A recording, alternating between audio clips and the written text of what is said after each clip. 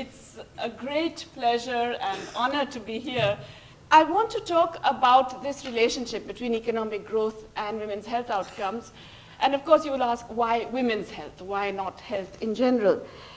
The reason is because, I do believe this, that especially in the developing world, what happens to women's health is, in a sense, the critical indicator. The health of women and girls is the ultimate indicator of the health of that society. We know that many parts of the developing world, not just South Asia, but a lot of other places that patriarchy and gender discrimination are quite widespread. And that in turn means that women's health indicators, or those of young girls, are typically the worst. So if you can actually bring those up, you know that the health of the society in general is improving. And I think that's why I would like to focus specifically on women's health, and particularly on two critical indicators: the infant mortality rate for girls, that is under the age of 1, and the maternal mortality rate. These are reflections not just of the overall status of women in that society, but the ability of that society to look after all of its citizens. And that's why it's very useful to look at these very, very fundamental indicators. We know that there is widespread gender discrimination in India. And of course, one of the ways in which this is manifest nowadays, it's very clear, is in the child sex ratio, the ratio of girls to boys in the age 0 to 6 years. This is it's an unbelievable thing for many of us, but this has been progressively worse for the last 30 years. We've been seeing progressively declining child sex ratios, which is a reflection really of technology. And we find that the worst child sex ratios are in fact in the best off communities. And the richest sections in India are precisely those who exercise the greatest, shall we say, discretion in choice of the gender of the child. This is true in China as well, we know this, but it's particularly marked in India. So it tells us that yes, we are operating in a world, in a set of societies where there's widespread discrimination against women. And it's in this context that I want you to consider specifically women's health outcomes. Now, what I wanted to do was to really look at, women's health outcomes. The point is that, Asia is growing, Asia is dynamic, Asia is emerging, and so on and so forth, right? We all know about this wonderful continent rising up and about to swallow up the rest of the world and all that. So here is Asia. Here are some of the most successful economies of Asia. I haven't taken China here for a very obvious reason. China has not only sort of reached middle income status now well ahead of these, but also has had significantly better women's health indicators for 30 years. So I'm leaving China out of this. But these are 4 countries which have performed rather well in per capita growth terms, if you look at it. And Vietnam's is by far the best. That is an annual rate of nearly 6% over 20 years. But India is pretty good too. It's 5% almost over 20 years, which amounts to a very large increase, a tripling of per capita incomes over this period, okay? Sri Lanka, Bangladesh, lower than India, but also pretty good. If you look at the second part of this graph, the national income per capita, this is in terms of US dollars in 2010. It's only Sri Lanka which has achieved what is called middle income status. That is to say, it's now recognized as a country that is above the $2,000 per capita mark. That's a sort of standard definition of middle income. India is still well below, but slightly higher than Vietnam, and Bangladesh is still very much a poor country. Okay, now let's look at what's happened to female infant mortality rates. As I told you, one of the basic indicators. And this is after they've already been weeded out in terms of being able to get born or not, okay? This is after they've been born, how many of them survive. And what is remarkable here, I think, it's not just the fact that Vietnam, which is still poorer than India and has had a lower rate of growth, has had significant reduction in infant mortality rates and also began with a much lower base rate. But I think the really striking thing here is what has happened to Bangladesh. As you will see, Bangladesh started out with significantly higher and is now significantly lower, despite the fact that it is much poorer still, and its rate of growth has been slower than that of India. So, I mean, clearly India here is a bad performer. If you look at maternal mortality, well, yes, Bangladesh is worse than India. The rate of reduction in Bangladesh, however, is faster than India. Okay, they began much higher, and they are still higher, but the rate of reduction is higher. And of course, as you will see, Vietnam and Sri Lanka are way ahead. Sri Lanka has almost developed country indicators in both infant mortality and maternal mortality. So definitely on this front too, India clearly a poor performer. Well, one obvious explanation for this is in terms of public health spending as a share of GDP. And as you can see, India's is abysmal. Okay? So it turns out is also Bangladesh, but it is definitely abysmal. It was mentioned earlier that India has developed a highly privatized and fragmented system of healthcare. Something like nearly 3/4 of total health spending in India is out-of-pocket spending by households. And this has become a very important reason, for example, for families falling into poverty or going into debt. This desperation to get private health care to ensure the survival of their family members in a situation where the public sector is completely inadequate. Now, this low percent of GDP translates into a laughable amount in terms of the per capita health spending in dollar terms. So we spend the princely amount of $12.78 equivalent in Indian rupees per year in terms of the public health. Okay? Now, this is really not, even if you take into account that things are cheaper in India, this is really not an amount of money that can be significant in terms of providing minimum facilities. Okay? So the unwillingness, not the inability, the unwillingness of the Indian government to spend on public health is a very critical element in the overall poor indicators that we have seen. And of course, we end up having massively lower absolute spending than, say, Vietnam, which is a much poorer country at the current time. And of course, this translates into what happens in terms of public health delivery as well. So if you're looking at the percent of births that occur with skilled personnel, we are really low. Still less than half of our mothers are able to actually give birth to children with access to skilled personnel. In Bangladesh, it's really very low, which explains the high maternal mortality still in Bangladesh. But as you can see, in Vietnam, it's universal. In Sri Lanka, it's close to universal, 88%. If you take another indicator, I've taken measles immunization as the basic indicator here because, you know, the others are, you get different results, but it's a good proxy for the overall immunization. And Bangladesh does so much better than us. I mean, imagine 71% only of immunization. There are some states in India, some rather rich states like Gujarat and so on, where immunization rates have actually been falling for children, and you have less than 50% immunized. For very obvious, there's a resurgence of polio in the city of Mumbai because of the lack of immunization. But of course, India is a huge place. It is actually a subcontinent. It's, you know, as you can imagine, it's really ridiculous to talk about one India in that sense. And this gives you some idea about the very large variation across states. I'd just like to point out a few things for you. Oh, it struck me that I can use this. Yes. Kerala, very low, almost developed country style indicators, certainly on par with Sri Lanka, and has continued to reduce. And Kerala has always been an outlier.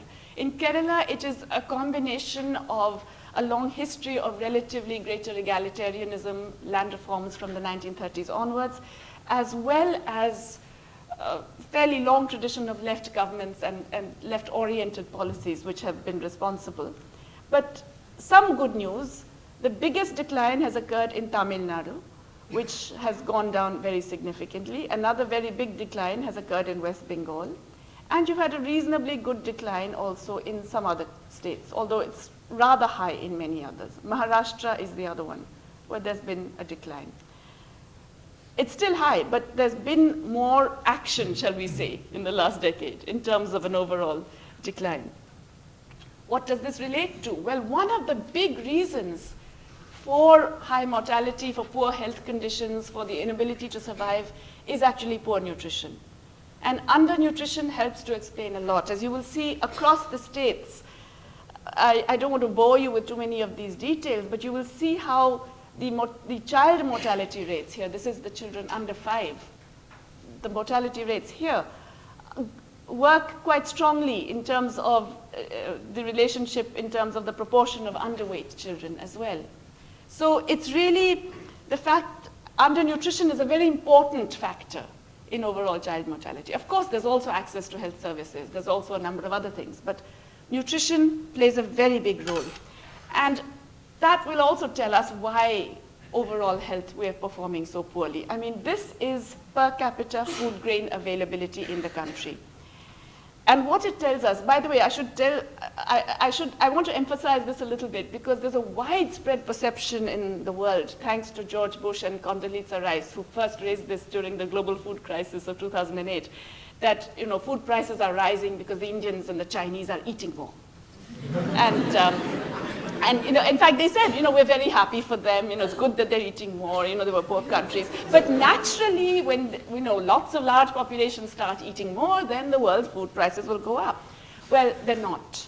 Both China and India, average food consumption and total food consumption, food grain consumption, have fallen. They have not gone up. Okay, which is an extraordinary, I think it's a huge indictment of the growth process, but nonetheless, that's what happened. Now, this is actually the per capita grain availability per person in the country, but it refers to direct and indirect. In other words, this is not just what the households consume as grain, because it's looking at the total availability of grain in the country and dividing it by the population. So it includes the grain that therefore gets consumed by animals in food stock and so on and so forth. It's both direct and indirect consumption, just so that people realize. And the extraordinary thing is that in this period of high growth, in these last 2 decades, there's an overall trend decline in both total food grains and in cereals alone. And this decline has actually, the average in the latest period is significantly lower than the average at the beginning of this period, or let's say around here, if you take the first half of the 1990s. So it's a very, very significant decline in terms of per capita food grain availability. This is bad news because another thing that has happened, which all of you probably know, is that global food prices have been zooming up again. Now, it's not just that they're zooming up now, but that they have been extremely volatile in the last 4 years. This is from January 2007 onwards. And you will see how the food price zoomed up massively, fell again almost to back where it was in the beginning, rose marginally for another year, and then has zoomed up again till early 2011, has been falling slightly right now. This kind of volatility in global food prices is nothing to do with demand and supply, regardless of what anybody may try and tell you. The IMF has come up with an extraordinarily apologetic statement recently saying that, yes, there's all this volatility, but in fact, that's because of temporary supply shocks and temporary demand shocks. This is nonsense because the world agricultural market is one of those few places that doesn't have seasonality. A harvest somewhere else is a lean period in another part of the world. And so there's always harvest coming in. And therefore, grain in particular, wheat, rice, and so on, pretty much you get all year round the supply. There is no seasonality. If you look at these prices, the volatility is largely explained by a growing financialization of the commodities market, a growing involvement of financial speculators in the global food grain market. And increasingly, these prices are completely correlated with global stock market prices, because commodities have become a financial asset like many others. And it is this other aspect of the deregulation of finance, the growing role of the financial class in different aspects of our lives, which is inadequately recognized, because here we are not just talking about any old market, we're talking about food. A similar thing is also happening in global fuel markets, in the oil market, but this is food, which affects lots of people across the world, which affects the ability of many, many poor countries to import, and certainly the ability of many poor people in moderately well-off countries to actually consume food. And this works particularly in India because, as you can see, it's very strange in India. When the global wheat price rises, the Indian wheat price rises. The global price comes down, ours doesn't really come down. Ours keeps going up. So we have a very strong pass-through in India of the positive effects. That is, when the world price is rising, our prices rise. When the world price falls, ours doesn't fall. When prices rise again, our price rises. Now, one thing I just want to explain to you about this graph. This is dollars per kilogram, okay? Which means this is the global trade price, the blue line, in dollars per kilogram. These are Indian retail prices in Delhi and Mumbai in dollars per kilogram. The remarkable thing is that we now have our prices higher than world prices in dollars per kilogram. We're talking about a country with much lower per capita income. We're talking about a population where 60% have half of the per capita income. And yet we have higher than global prices for food. Is it any surprise that they're eating less? Okay, it's not only food, it's also sanitation. And that's a very big part of health conditions overall. And here's another major, major failure of the Indian project. As you can see, 70% of our population does not have access to improved sanitation facilities. I don't know if I can bring home to you how significant that is. That means you're condemning more than 2/3 of your population to the indignity and the lack of minimal health involved in open defecation. In fact, for women and girls, there are also safety issues in this kind of thing. I can't begin to describe to you what it means that you're not providing basic sanitation to more than 2/3 of your population. It's an unbelievable thing to have left out, if you like, in terms of the minimum access of citizens to basic services. Okay, now I've given you all these graphs. I'm not going to keep boring you with more graphs. The question then is, why is this happening? What's going on? What explains this extraordinary dichotomy between economic growth and these disastrous conditions in terms of nutrition, health, sanitation, and so on? There are several reasons for this. There is clearly an unwillingness of the Indian state to put their money where their mouth is, if you like, in terms of these basic things. We've talked about that, per capita public spending and so on. So we've seen that there isn't enough in terms of that kind of spending. But why isn't there enough of that spending? Will be the next question, surely. Why is this a government that is still spending around 1% of GDP on all public health, despite the fact that GDP is growing? Because GDP growth is supposed to allow you to spend more. It's supposed, first of all, your absolute amounts will grow anyway. But secondly, as the GDP grows, your tax revenues grow, and you have more what is called fiscal space to actually spend on these essential areas. So why is it not being spent?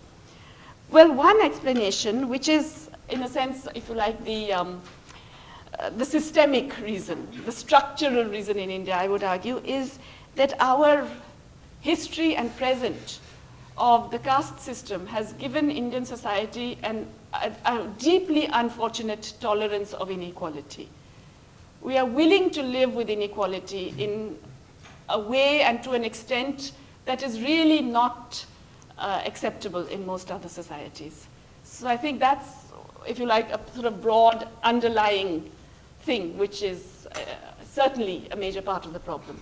But that's not the only part of the problem, because there is, in turn, the experience of the last 2 decades. And that's where another problem has, if you like, got added to this first one, this inability, this lack of recognition of, let's say, 80% of the population as having the same rights as the top 20%.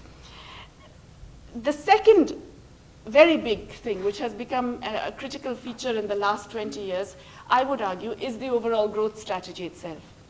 So the point I want to make here, which is possibly a controversial point, is that India's inability to have growth affect and improve the health outcomes of women and girls is the result of that growth strategy itself. It's not that, you had the growth, but you didn't spend enough on health. It is that the pattern of growth you chose prevented you from spending more on health. So the two are very closely linked. They're not separate. It's not that you have the growth thing here, but you should just spend a bit more and come on, be good now and so on. No. You really have to actually think of that growth strategy in terms of what it's based on and what it is able to deliver. What is it based on? It's based on two ideas. The first is that growth must be delivered by the private corporate sector. And that's the basic agent of growth, that's the basic factor, and therefore, to promote growth, you have to promote private corporate activity, which basically means you have to provide incentives, you have to create investor confidence, you have to provide them subsidies, very large subsidies. One major form of subsidy in India is in terms of effective tax reductions.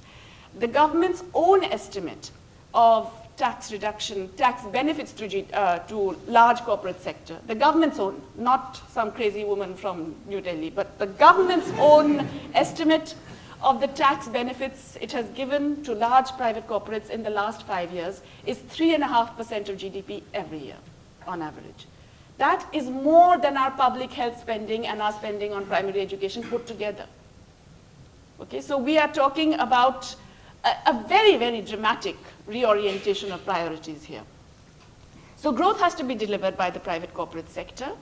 That in turn means you must do everything you can to promote that private corporate sector, deregulation, tax subsidies, et cetera, the entire range of things. And it also means that you cannot enter into areas where the private sector may also have an interest. Because how does the private corporate sector grow? By entering activities and making everything marketable, by commercializing activities. So you have to stay away from things where they might want to get in too. So if you create good public hospitals, there will be less candidates for all those private hospitals. If you create good public schooling, there will be less candidates for all the private schools, and so on and so forth. So it's part of that overall strategy, which is fundamentally based on promoting private activity. The other aspect of Indian growth, which is often not recognized, everyone thinks it's, how should I put it? There's a perception in India that Indian growth is based on real factors, whereas, in the US it was financial, it was the whole property bubble led by subprime housing. In the UK also there was a property bubble. In Spain and Greece, as we now know, there was a property bubble. Well, guess what, everybody? In India also, we have a credit-driven property bubble.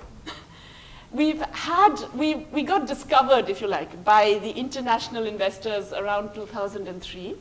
And from about 2009, we've been flavor of the month. India is a very hot destination for international capital. And so we've received very large inflows of some foreign direct investment, but mostly financial flows, of credit flows and portfolio capital flows. This has created a boom right now we're going through a recession like all of you. It created a boom in the Indian property market, in the Indian stock market, and of course it led to the enrichment of a significant middle class. Remember that 20% of the Indian population is already more than 200 million people. So it would amount to a pretty large economy on its own. So this large, new, growing middle class is a minority of the Indian population, but it constitutes a huge market in itself. There has been a significant increase in credit-driven consumption. Massive increase in credit cards, in what is called retail credit, borrowing for houses, for cars, for consumer durables in general, and all of that kind of thing. And the middle class, which, as I said, is a very large number in absolute terms, has dramatically increased its spending as a result. We do know what happens to credit-driven bubbles in the end. Okay? When the end comes, of course, we don't know, because we'd all be very rich if we could predict exactly when it comes. But we do know that they do eventually come to an end. So it's not, in that sense, a particularly sustainable pattern of growth. But the Indian growth story, the success in the last decade, has been dominantly based on a credit-driven bubble, on exports which are driven by Chinese manufacturing. China is our biggest market now. We are exporting raw materials and intermediate goods to China. We are importing finished products from China. So China is our biggest trading partner, it's our biggest export market, and the biggest source of our imports. But we're caught, therefore, in the Chinese export to the north, because then we're part of that system. And the domestic growth is based on, as I said, this credit-driven bubble. That's why we are able to have a significant expansion of growth, even though we have all these dreadful and deteriorating nutrition indicators, even though employment has not grown. We now have the worst employment growth in post-independence history, ever since we started collecting the data. The last 5 years has given us the worst employment growth, where more than half of all our workers are self-employed in petty production, which means they can't find employers. It's not because people like to be self-employed. It's because you don't get a job or you lose your job, so you take some bananas and shove them on a cart and go out and sell them. Okay? So it's this extraordinary combination of very, very high growth with displacement of traditional livelihoods and activities and reduction in wages that has, in a sense, is the story of the Indian boom. The other thing which is often not, well, I suppose it follows, because you're basing all your hopes on corporate activity for growth, you tend to promote profits as a share of income. So we now have one of the lowest shares of wages to national income in the world. In manufacturing production, the wage share of the value added of output is now 8%. And if I give you some idea, in England, you're all jumping up and down and getting very excited because yours has fallen to 20%.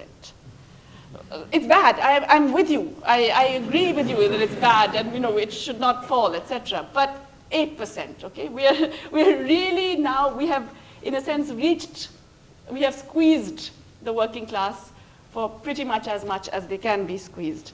And of course, those are the sections of the working class or the middle class whose real incomes may be squeezed in real wage terms are able to access credit. So they can buy more through credit. Very similar story to what was happening in the United States when real wages were falling, but they had more and more access to credit, and so they borrowed to consume. So that's the Indian growth story. I think it's fairly clear that this is not sustainable. Okay? It's not sustainable economically. As we've seen, credit-driven bubbles don't last. Secondly, it's not sustainable because the entire export-driven model is under threat today. We know that the Eurozone is, euphemistically putting it, is facing problems. We know that the United States is in such a mess that the politics is not going to allow much traction there in terms of any real attempt to get over the recession. There's not going to be any fiscal stimulus coming from the US. So these are the two largest markets for developing Asia. The United States and Europe are more than 50% of Asian exports. Yes, we are diversifying. China in particular is diversifying. But even so, the sheer weight of these two markets is going to drag down this dynamic region. So the export, and of course, it's not just that the absolute market is shrinking, but also that as that market shrinks and as more jobs are lost here and in the United States, there will be more protectionism. There will be more attempts to set up barriers that prevent cheaper imports from coming in and to save jobs. These are all inevitable. So that particular export-led model is also no longer really feasible. It's not sustainable environmentally, this particular project, because we really, in this short period, have already done such massive damage to our environment, such major strains on our ecology, that we're already facing these limits. There are parts of India where the soil quality has actually fallen by 40% in 20 years. There are parts of India where the rivers are no longer usable by humans, and so on. So we have already destroyed our environment to such an extent that it's become a constraint on production, on human activity. So for all of these reasons, this is not sustainable. And of course, finally, it's also bad news because, as I said, it delivers bad news in terms of health outcomes. Okay? It's therefore not particularly desirable, quite apart from not being sustainable. The good news, finally, you would say, the good news is that there is an alternative. that there is another way of doing things, there is another set of economic policies and an overall macroeconomic strategy that can give you better results and is feasible, okay? I would call this, broadly speaking, a kind of wage and employment-based strategy, where your focus is not on the private corporate sector for delivering growth, but on expanding the consumption and the conditions of life of the mass of the population, because that will create the market, that will create incentives for private activity. Now, this requires a set of things. The things, for example, one of the things it requires most of all is to improve the viability of small producers. I've already mentioned that they're the dominant form of production. In India, in the whole of South Asia, in most of developing Asia, small producers are now dominating in terms of the numbers. Most people are employed in small-scale production. Let's improve the viability of that. There are lots of ways of doing that. I won't go into the details now. But also, we really have to have a massive increase in social spending. Spending on health, nutrition, sanitation, education, okay? And that's not because it's a good thing to do, not because it will even improve your long-term growth prospects. That's what often people say, that you invest in humans now and they will give you a more productive workforce 20 years from now. Not because of that, but as a growth strategy. The reason is because if you actually provide more public employment in these areas, this creates what we call multiplier effects. That is, the incomes that the people get from this employment, they go out there and spend in their local area. That generates more economic activity and a local market, which creates more jobs, and so on and so forth. So you actually can create not just a counter-cyclical buffer, not just something that prevents you from suffering in a period of recession, but an aggregate growth strategy which is based on improved incomes and consumption of the people as a whole. This, I believe, is not just the desirable and the preferable way of approaching macroeconomic and growth strategy in developing countries, and dare I say it, even in some developed countries today. I believe it's going to be the only way, because the other way is not working. We know that. And it's going to be working less and less and less. So I really do believe that focusing on women's and girls' health, among other things, and putting public money into that, putting more employment, better conditions, better facilities into that, is part of an overall growth strategy. It's not just part of a welfare strategy. And if we look at it that way, then we see that economic growth and women's health outcomes need not be a very sharp division. And to be sustainable, they really have to be going together. Thank you very much.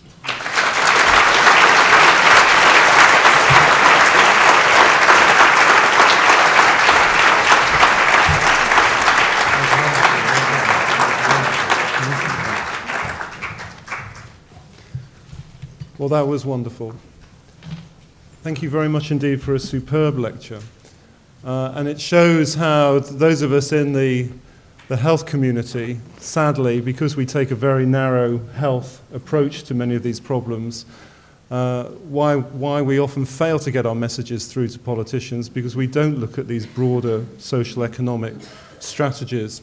So we have an opportunity to we have a good time for discussion, actually. And so why don't we start off with some questions from the audience and see where we go. Who'd like to start first? We have microphones in the aisles. I wanted to ask you if you are aware of the EU-India Free Trade Agreement that is being rushed through right now with a deadline of February the 10th. It's going to devastate workers here because the single thing that India is asking for from their side is for companies to be able to send in cheap Indian labour into this country. But on the other side, and from what you're talking about, really devastating because of the access of transnational finance to public procurement. And like you say, once that is the situation, then the public side cannot be promoted. And the tightening of intellectual property on generic medicines that's being forced on India. liberalisation of banking, insurance, financial services, access for all the dodgy financial services that we've had here. You obviously do know what I'm talking about, but unfortunately it's been kept completely secret here. Yeah. I know it's been quite secret in India, but it has burst out, Yes, well, I completely agree with you. It's absolutely disastrous. And in fact, the problem with many of these so-called free trade agreements is that they're entirely corporate driven. So what is being defined as the interests of India are really the interests of Indian corporates, which is why we have allowed a lot of openness in all of these areas of investment activity, because the private corporates are interested in that too, reciprocally. The implications on the people are horrific. And there has been some noise about it in India, but I don't know what your rules are, but in India, unfortunately, the government doesn't have to take this to parliament or do anything. They can negotiate it secretly, they can sign it secretly, and they can present the results to the people. It's worse here because it's done in Brussels. Yeah. Oh, yes, that's true. Oh God, Europe's raised its head. Okay, so down here and then back there. Thank you. I'm Michael Anderson from the British Department for International Development. I wanted to ask a question about you said you weren't going to compare with China because they're very different. India became a middle-income country in 2008, China much, much earlier. But 30 years ago, China was way ahead. And I wondered if you could speculate on why those differences existed back then when there was a very different model of growth. And I wonder if it's connected to Bangladesh is able to achieve even better results in India in many indicators, including a number you didn't put up, with less money. And I wondered if there's something there to probe. And I'm going to offer a hypothesis. The National Rural Health Mission in India, every year money is returned from the states back to the center because the states are unable to spend the money that the center allocates. So there's a lack of ability to deliver, which at the moment is not very well explained. Yes, okay, three fairly big questions. China, look, I mean, public provision, I do believe, has a very, very large role to play in China. And particularly by the 1980s, well before the reform process started, it was a largely egalitarian society with very extensive public provision of health and education services. I do believe universal public provision is a key. I don't think any society has done it without universal public provision, and I think it was essential in China. If anything, in the growth phase in China, health conditions deteriorated slightly because they actually allowed a lot of privatizing and they started charging higher user fees and all of that kind of thing. It's only very recently that they've realized what they've done and they're putting more money into that big health package. So I believe, if you had to ask me for one answer for China, I would say public provision, universal public provision. Bangladesh is a more interesting and more complicated story because, of course, it's also one of those more aid-dependent societies in a sense where a large part of the aid has also gone into health. So in addition to the public, you also have the role of international aid in providing some health services. Nonetheless, I'm not also, by the way, Bangladesh nutrition indicators are much better. And that's a big thing for infants. Infant mortality, as we saw, both nutrition and immunization are better in Bangladesh than in India on the whole, and both of those play a role. Maternal mortality is still very high. It's come down, but it's still very high, and I think part of that is related to the relative absence of public provision. I think that does play a big role. I think the National Rural Health Mission is a bit of a disaster. I do believe that it is part of the overall strategy of the central government to try and provide health on the cheap, because it is based on a model that uses ASHAs, accredited social health activists, who are basically village women who earlier weren't supposed to be paid at all. Now they're paid a princely sum of 500 rupees a month, or some states 1,000 rupees a month, to take the burden of public health care. I think that's obscene. I don't see why Indian citizens can't get public health care through a proper public service with public employees and facilities and all of that. So I don't think the National Rural Health Mission was well conceived. I also do not think that health services should be seen as a scheme or a mission. I think that they are part of what societies have to provide to people. the states not being able to spend has also to do a significant amount of it with these bureaucratic issues of center to state transfer. These have come up in all of these large schemes like the employment guarantee and a number of others, where there are such stringent rules put on utilization certificates and so on that states are not able to fulfill them in time. But in any case, even if they did spend them all, I mean, it's peanuts. The money is so little. And it's based, as I said, on the underpaid labor of local women, that it's really not likely to deliver that much. Thank you very much. The argument you put forward this evening was compelling, but it's not new, and you'll be the first to say that it's not new. It's fairly fundamental economics. And so I wonder if I could ask the million rupee question and ask you, how do we get governments to listen?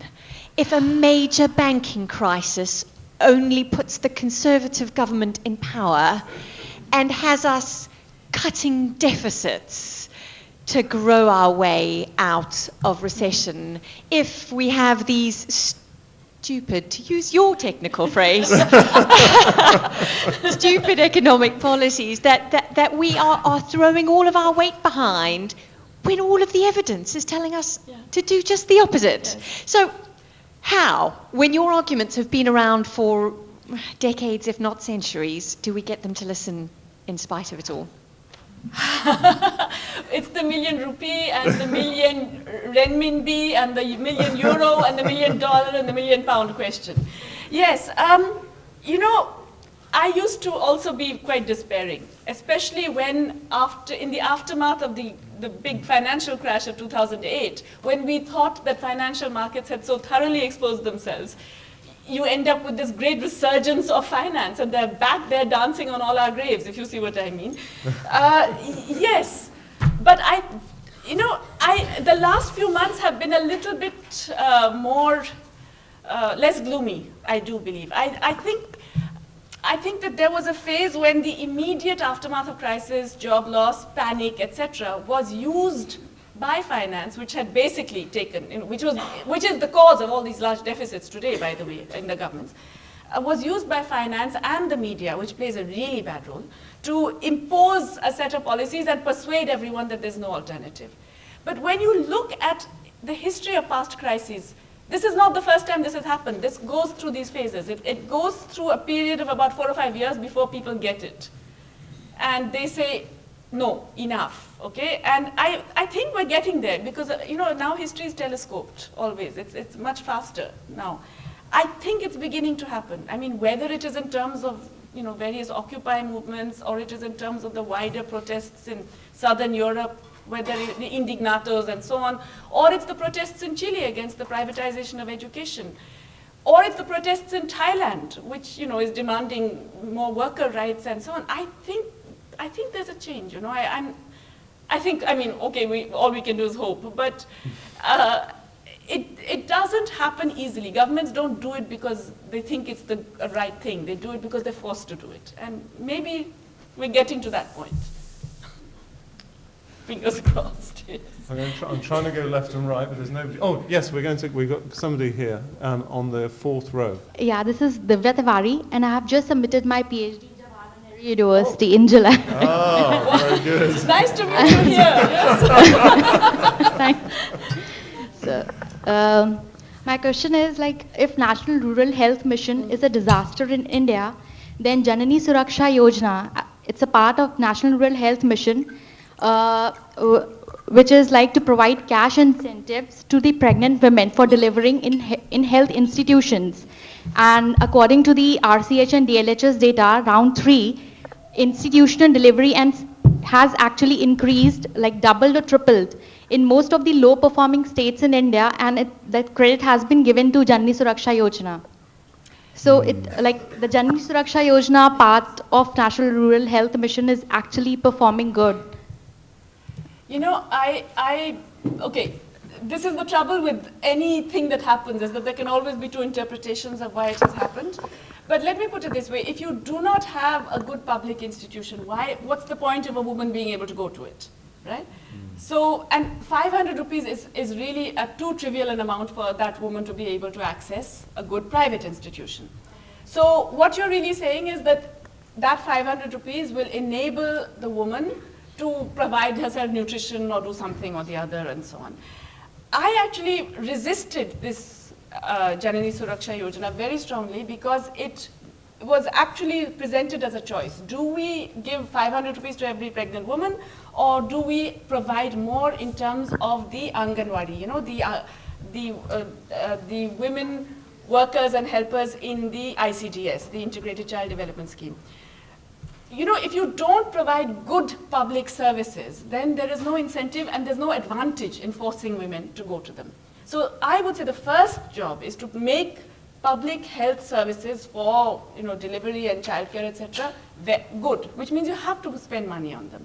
When you look at where cash transfers have worked, Brazil and Mexico, for example, they were accompanied by increasing public spending on these childcare facilities, health facilities, and so on, education facilities. So you have to spend more money on that, make them good. And I don't know, I mean, wherever I have gone in rural areas, women are happy to go to institutional delivery if it's good. But you know, you look at the conditions, they're 3 to a bed in some of these hospitals. Why force women to go through that? You know? Private sector has also been included in the Janani Suraksha Yojana. Yes, yes. To me, it is not self-evident that 500 rupees in a private sector shop is going to necessarily give you better, let me put it this way, I wouldn't want to go through it myself. I certainly will not put my daughter through that. To me, that's the bar. Now, I was going to say the gentleman in the orange T-shirt, but half the audience is wearing orange T-shirts, so whoever's the guy who's got the microphone can speak. Hi there. I'm William Birch. I'm a third-year medical student studying international health as my BSc. What strategies do you know that are effective in tackling the deep social issues which are causing gender selection of newborn children in India? Yeah, this is a really big one. I wish I knew. I'll tell you what doesn't seem to work much are these cash incentives. You know, many state governments have done this. You get 1,000 rupees when the child is born, and then you get, I think, 5,000 if she survives till age 5, and then you get 21,000 when she gets to 21. And no, or when she marries, or some such thing, I forget. These do not work. In all the states that have done them, the child sex ratio has fallen further, okay? So these don't work. What works? Oh God, I wish I knew. You know, this is a really tough one. How do you get societies to value women more, and how do you reduce son preference? It's a really tough one. I don't know. I do know what doesn't work. It's the cash incentives that doesn't work. Thank you very much for a very interesting lecture. There's usually a very close correlation between infant and maternal mortality and morbidity and female education, but you haven't mentioned it. I just wondered if you could say whether that's an intermediary in some of these things or not in India, and whether we know. You know, it's true that a number of studies have found, well, they haven't looked at education so much as just literacy, and they found a strong correlation.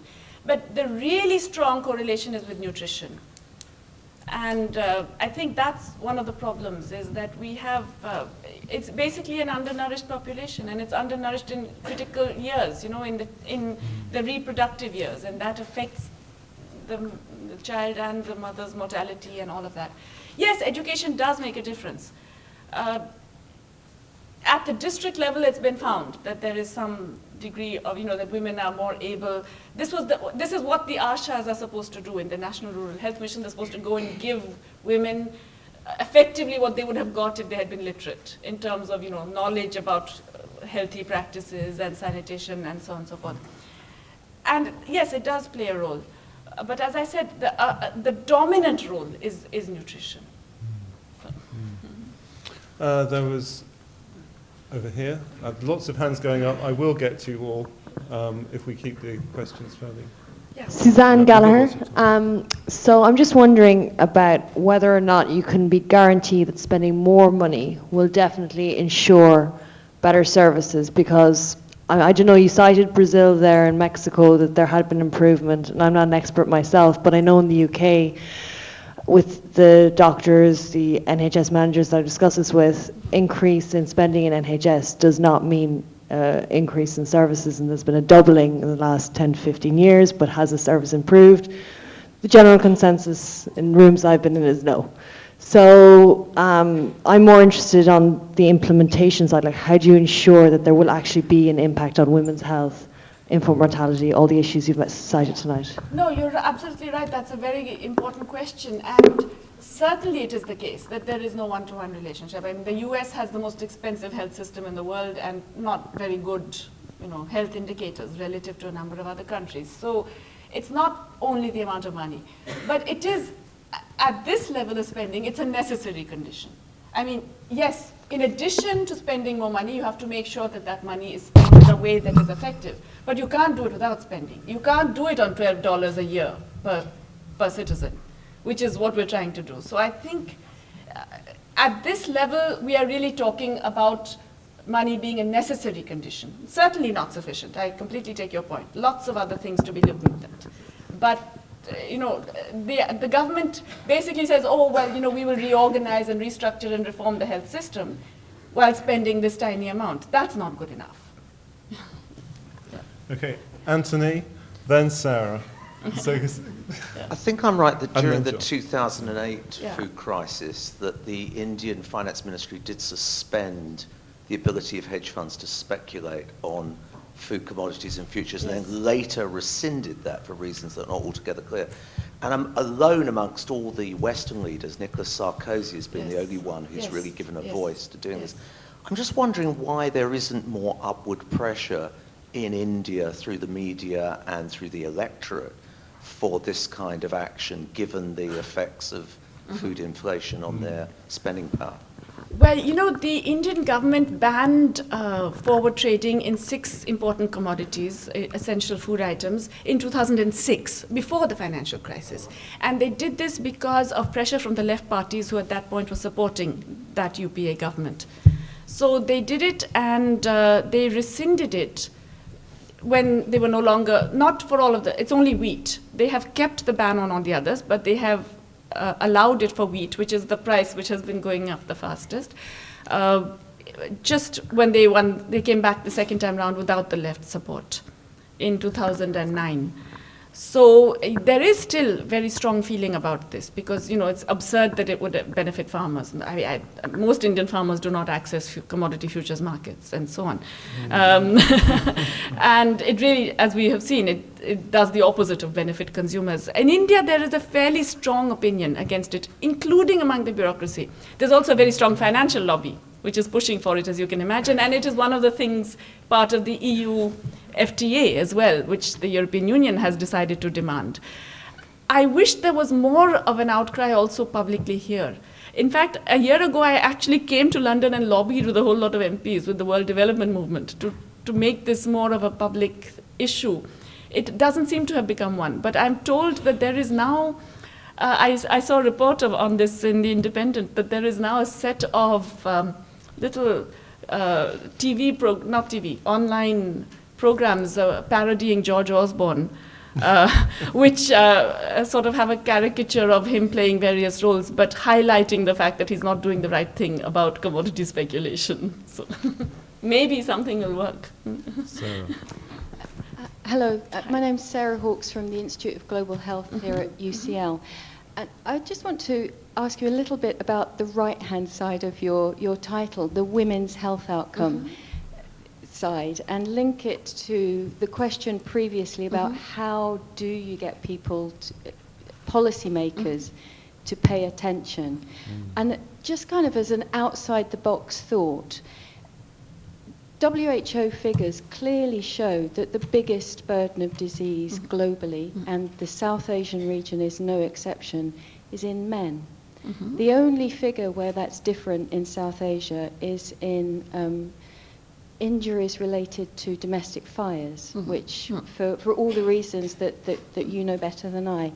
And I just wonder whether you think that you might have more success in lobbying for additional funds to be spent on health outcomes if they were people's health outcomes rather than just women's health outcomes.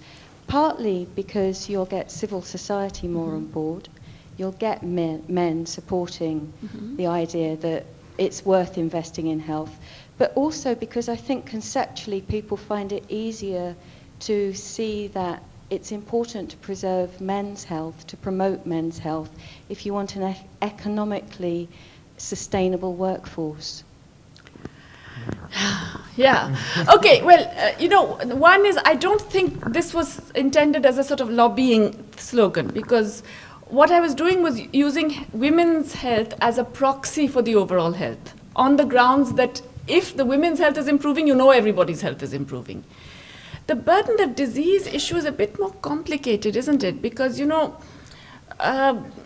it's a lot of women's health issues arise because of the childbearing thing, and that's not, disease as such.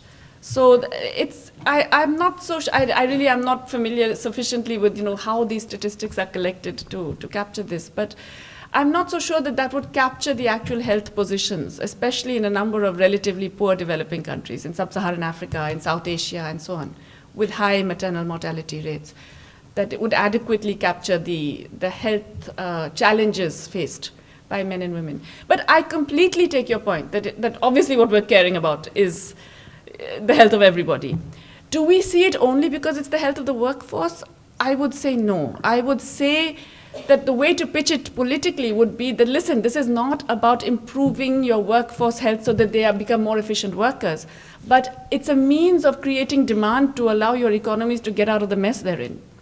So currently I would pitch it in terms of an economic strategy as a macroeconomic solution to economic recession and stagnation. Okay, Ruth, and then the gentleman sitting here. Hello. Hello. I'm Ruth Bell from the Department of Epidemiology and Public Health at UCL. So you've discussed the dominant role of nutrition in infant mortality and maternal mortality. And I wondered how optimistic you are that the current food security bill that's going through the Indian Parliament will help in that situation to improve food security in India. This is one of those bills that we spent many years lobbying for, and then the version which is up in Parliament is so bad that it's better not to have a law than to have the version that is being proposed. But fortunately, the fight goes on, and I don't believe that the eventual bill that we get is going to be the terrible version which is currently played. Our Indian Parliament has actually been quite progressive on a number of issues. In terms of the Employment Guarantee Act, the government wanted to put a very watered-down version, and intense lobbying with the MPs was able to actually produce a much better act. And I'm hopeful also with the food security bill. Also because, the recent rise in prices in India has been very, very, in 2 years, food prices have gone up 45%. It's the biggest issue. Parliament was stalled for 3 days last week just because of food prices. So I think there is now a general political outcry to a degree which might create a better act. If it is an act that actually provides a near universal minimum amount of grain to every household, which is what is proposed, then it's a step forward, shall I say. It doesn't solve the problems, of course, but it's definitely a big step forward. I'm intrigued by the sex ratio and the very disturbing data that the more developed or economically developed a state in India is, the worse the situation is, and the presumption being that it's access to antenatal ultrasound and selective termination. And I'm interested in Kerala and the question as to matriarchal society and women's education on the one hand versus economic development on the other, and the fact that Kerala's economics has rather declined recently and more people are going to the Middle East and presumably therefore coming back with overseas money and all of that pressure that the non-resident Indian, when returning, has for gated communities and separate. So one suspicion is that Kerala may well go the way of all these states where selective abortion is common. What's happening in Kerala with the sex ratio? What's happening with the Gini coefficient? What's happening with health as Kerala is changing its economics? Okay, another big question. You know, Kerala is not really a matriarchal society. One caste in Kerala is matrilineal, which is to say that you get from the male line, but it's really the mother's brother who controls everything. And in fact, if you talk to any woman from Kerala, they will tell you that patriarchy is alive and well and flourishing in Kerala, you know. So it's not in that sense. However, it has been a more egalitarian society, and it has been a society which has educated girls for a fairly long time. There's been universal primary education now for about 3 decades, really. The sex ratio in India has improved in only 2 states. It's Kerala and West Bengal.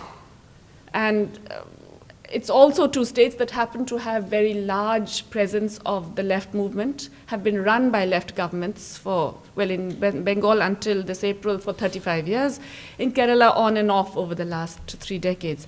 So I mean, you know, perhaps it is also the overall, you know, culture of, what to say, you know, broader egalitarian culture, which has promoted a slightly better attitude. But you're absolutely right that yes, Kerala is also a very migrant society at the moment.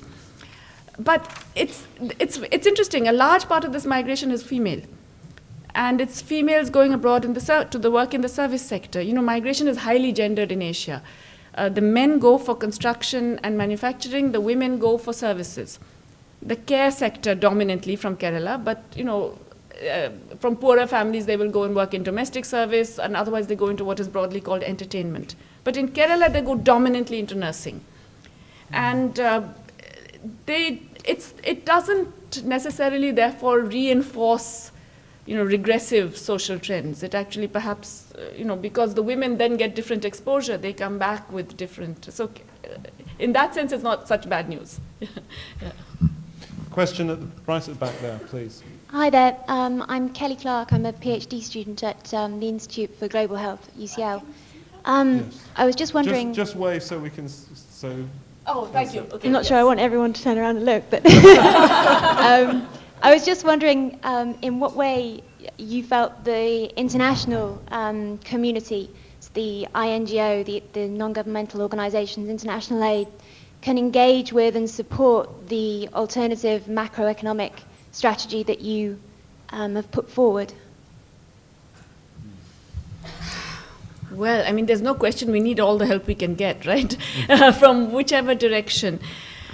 It's no longer the case that, well, this is the other problem, you see, that India, because it is so-called emerging and the government feels very rich, etc., it now pushes everybody, aid donors and so on, are basically treated like, you know, I mean, a word which I will not mention.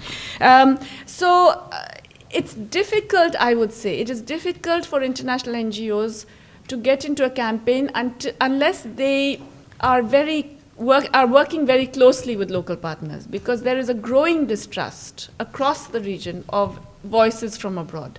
And there's a growing perception that we can do it ourselves better. To actually influence governments, it may not be a good idea to speak directly to governments. It may be a much better idea to support local movements that are making the same demands. And I think this is a mistake a number of aid agencies have made, you know, because you can't anymore have, anywhere in the developing world, you can't anymore have these fellows, you know, whether it is a World Bank sticker or an Oxfam sticker, it doesn't matter anymore. You know, really there is a general resentment of the outside opinion unless it is very strongly merged with a local, you know, local mobilization, shall I say. Yeah? We're coming to a close now, and we have 3 people who've been very patient down here. Man in the greenish jumper, white shirt, and then gentleman in the blue suit. So first, yes, you. Yeah. Nicholas Maxwell, Science and Technology Studies, UCL. I want to make a suggestion about the $1 billion question. Perhaps academia has some responsibility for the situation. We've inherited from the past this idea that the basic proper aim of academic inquiry is knowledge. First of all, you acquire knowledge and then you apply it to help solve social problems. But if we took seriously the idea that academia is all about helping to promote human welfare, helping us to achieve what is of value to us in life, the basic problems we have to solve are not really problems of knowledge, but problems of living, problems of action. And if academia was rationally organized, it would give intellectual priority, surely, to articulating our problems of living and proposing and critically assessing possible solutions. And out of this would kind of emerge science and technology and feed back into it. And if it were organized in that way, then maybe academics will be able to shout from the rooftops when governments and other big, powerful institutions in the world start pursuing very harmful policies, that they are pursuing harmful policies and that they should mend their ways, and they might also get through to the public better. But if the basic aim is, the basic idea is that we're acquiring knowledge, then this doesn't really equip us to do that. And if you look at academia, you see it's terribly sort of broken up into specialities without any idea of what the coherent enterprise is. So it seems to me possibly we academics have some responsibility for the situation. Yes. Do you agree? Here, here.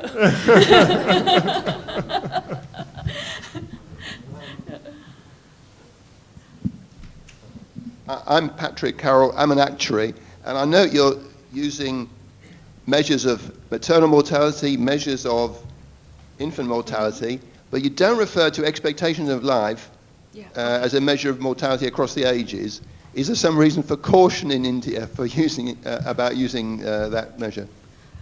Actually, no. It's just that I chose these as very basic indicators. I mean, I could have also taken life expectancy, but there is a lot of debate about our life expectancy figures. And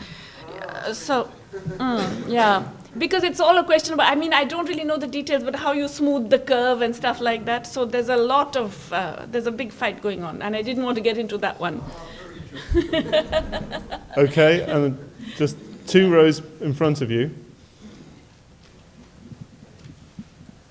Hello, Andrew Felton from the World Bank. We've been mentioned a couple of times. So You're a brave man to disclose yourself. No, well happy to take it on. The WDR, the World Development Report, was released in September, as you're probably aware, on gender. Yes. And the UK launch was last week. And it tackles and looks at women in the centred development very much through a parity around economic opportunity. Now that is, if you convince that argument and you take it forward, and you may not be convinced by it, but that's what convinced the Ministry of Finance to change their policy choices and their spending decisions. That's one of the things they answer to. I welcome your views on that and how that plays out in the Indian context. So providing economic opportunity to women can change the situation in which they find themselves. If you put that opportunity within women, they normally make much better decisions for their family and their children than if you put that money in the hands of the man. Secondly, just I think one of the issues that came up when you were answering earlier on was about the paucity of data that's disaggregated for gender. And I think that's one of the key things that the World Bank team struggled with preparing this report. It just isn't out there. So the academic opportunity community, rather, the NGO community, the World Bank community, need to change the way they capture data so we can actually measure this issue and then tackle it through the policies that we implement. Yeah, to take the second one first, I couldn't agree with you more. I have been on international commissions of the Department of Advancement of Women and ILO and UNIFEM and etc. For 20 years, we have been asking for gender disaggregated data. Maybe now that you've asked for it, maybe we get it. I don't know. I mean, I hope so, because yes, absolutely. But, despite the fact that we've been asking for it, it hasn't come for quite a while now. But there's always hope. On the issue of employment of women, yes, of course. I mean, definitely, economic opportunities for women are desirable in themselves and give various other outcomes. I don't think there's any dispute about that. There is, of course, the other question, though, that economic opportunities for women should not come at the expense of the lack of provision of the care work that women end up doing, the significant amount of unpaid housework that women are involved in because of the whole double burden issue, which I'm sure you're aware of. And so, yes, we know that economic opportunities improve the conditions of women. We also know that there are other issues associated with that, because it depends not just on the very fact of paid work, but the conditions of that work, the remuneration of that work, and whether that work is taking place with minimum safety and other conditions. So it's not a straightforward thing. It is definitely a positive thing, but it has to be seen in context. So just the fact that there are more women in paid employment is not a cause of unqualified celebration. You would first have to look at the entire range of conditions of that work and then decide, I think. Last question. Run the front row here. Thank you. My name is Amina. I'm doing a PhD in the Department of Epidemiology and Public Health, where Ruth is. And I'm looking at nutritional outcomes in women in India and China, amongst other countries, looking at how they vary by wealth and education. But my question is completely unrelated, and I wanted to push you a little bit and ask you if you'd be able to give which single recommendation would you support if the 99% was to speak up and make a single request from all governments to try and tip the balance a little bit? What would it be? I don't know, you must know in Europe the Tobin tax proposal has been put forward, and Ha-Jun Chang, who's an economist, development economist in Cambridge, has stated that the financial sector needs to be less efficient, not more efficient. Would you support a proposal for taxation of financial transactions? Oh, sure, yes. But, that's a tiny little thing. I mean, it's good, and I'm all for it, but it's not going to change, this power balance that you talk about. One proposal you want, one little proposal, or a broad strategy? If you want a slogan, I don't know how you would put it, but there was that film, Honey, I Shrunk the Kids or something. We have to shrink finance. So slogan, shrink finance. It is too large. It is too large for the good of the economy. It's too large for the good of the people. And there are many ways to shrink finance, but it has to be shrunk. Thank you. Thank you very much. I'd like to thank Jayati for a splendid lecture. Well done. Thank you very much.